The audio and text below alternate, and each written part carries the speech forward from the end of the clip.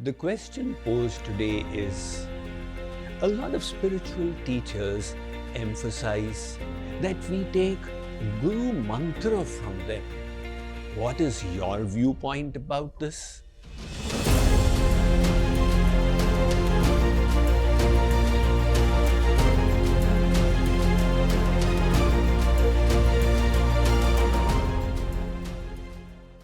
In the spiritual realm, the importance is not of what we say with the mouth, but the sentiments we harbor in our heart.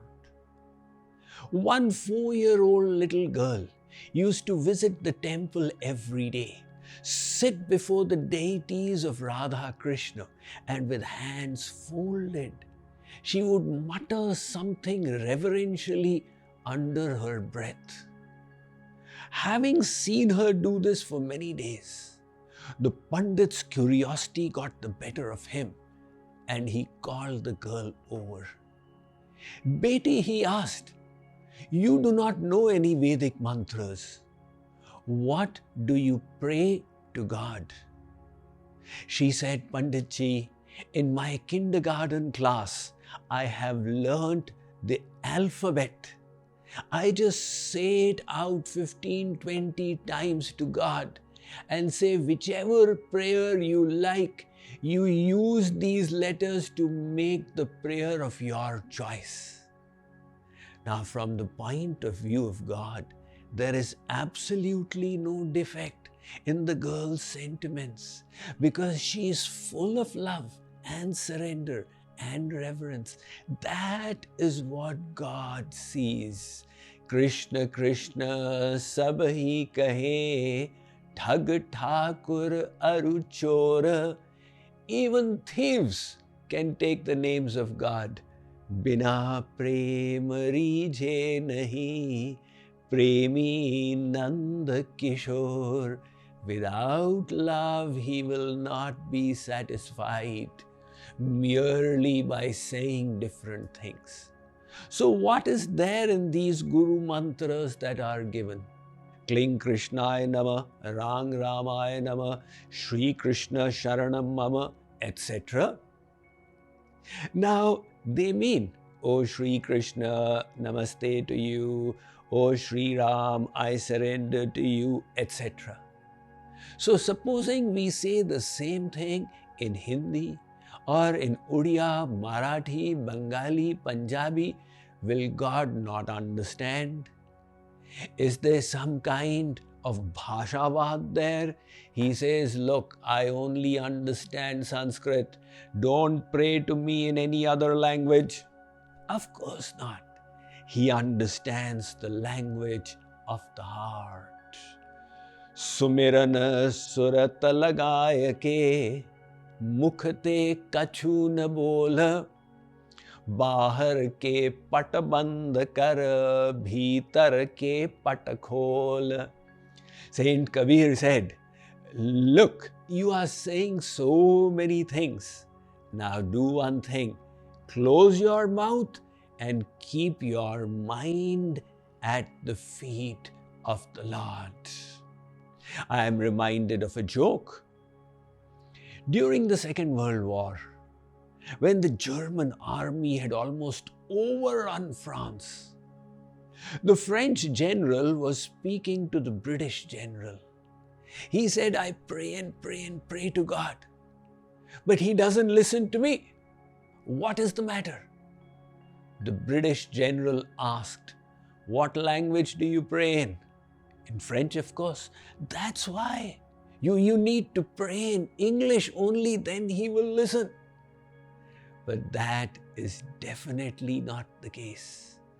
There are about 7,000 languages in the world, and about 1,600 of them in Bharat itself. God understands all those languages. In fact, he understands the language of the heart. Murkho vadati Vishnaya, dhiro vadati Vishnave, tayor mulyam tu vaitulyam bhavagrahi janardana. This verse states that the Sanskrit Pandit, while offering praises, says Vishnave Namaha. Those who do not know Sanskrit say Vishnaya Namaha. As they say Ramaya Namaha, Krishnaya Namaha, Govindaya Namaha. However, God doesn't care whether you said Vishnaya Namaha or Vishnave Namaha. He looks at the love in your heart. Even in these Guru mantras, if they are given, what is the need for putting the condition of secrecy? That I will give it in your ear and you will not speak it out to anyone. The episode of Jagadguru Ramanujacharya is very famous. He received the mantra from Yadav Prakash, who told him that it will do him a lot of good, but he must keep it secret. Ramanujacharya, being compassionately oriented, went promptly to the crossroad and started shouting out the mantra at the top of his voice. Other disciples went and reported to the Guru. He is speaking out your mantra in the marketplace. Yadav Prakash was horrified and called his disciple over and said, I had asked you to keep it private. Why are you doing that? Ramanujacharya said, Gurudev, if this mantra will bestow welfare, then what is the need for keeping it secret? Why not everybody benefit from it? So the question then arises that what is Guru Diksha? Is it merely the taking of a mantra in the ear? That is a ritual. The relationship between the Guru and the disciple is far deeper than a ritual. It's the inner connect. And the real Diksha, when the Guru gives, he bestows a divine power, which liberates the disciple from material bondage and initiates the disciple into the Nitya Leela, the divine pastimes of the Lord. But before that, the disciple must prepare the vessel. Just as when you make a house, you set up all the electric fittings, but none of them are working. Why? Because you have not yet received the connection from the powerhouse. The powerhouse mechanic comes, connects your house line with the main line, and immediately the lights come on. So prior to getting the Shakti, you made the arrangements to receive it. Likewise, before Guru gives the divine power in the form of Diksha, we will first have to prepare the vessel of our heart through sadhana bhakti. For that, we will accept somebody as a Guru. He will not give us the power as yet. He will teach us the sadhana. We will do that sadhana and purify the mind. In that, you can take any name of God. Let me read to you about this from my latest book, Questions You Always Wanted to Ask. Some say it must be a particular name received in the ear from the Guru. However, Chaitanya Mahaprabhu refuted this.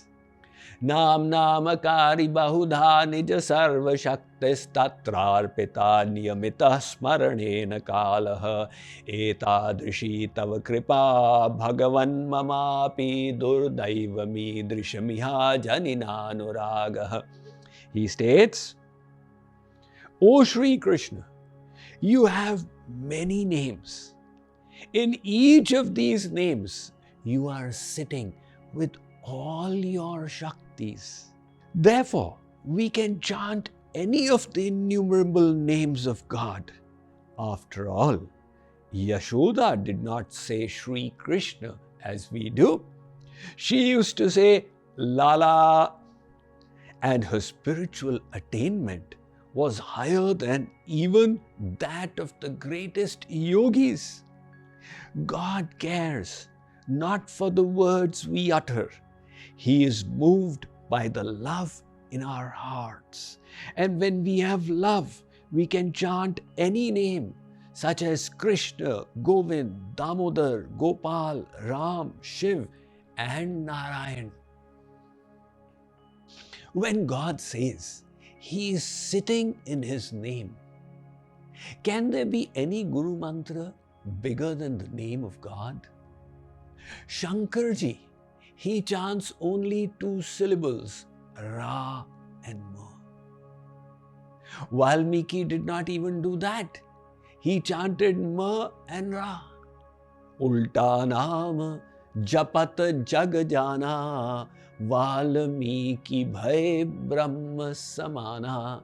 So if merely by chanting Mara Mara one can achieve God realization, then what is the need for a special Guru Mantra in the ear? That does not mean it is wrong, but the concept should be clear. Otherwise, people jump to this conclusion that a mechanical chanting of a mantra or a yantra or a tantra will help me achieve the supreme realization. So remember the irrevocable spiritual principle. Sarva dharman parityajya mam ekam sharanam vraja aham tvam sarva papebhyo mokshayishyami ma shucha. We will have to do complete surrender, attach our mind lovingly at the lotus feet of the Lord, and then by His grace, our material bondage will be dispelled and we will achieve the divine knowledge, divine love and divine bliss. Tad Vishnu Paramam Padam Sada Pashyanti Suraya. We will then be permanently united with God.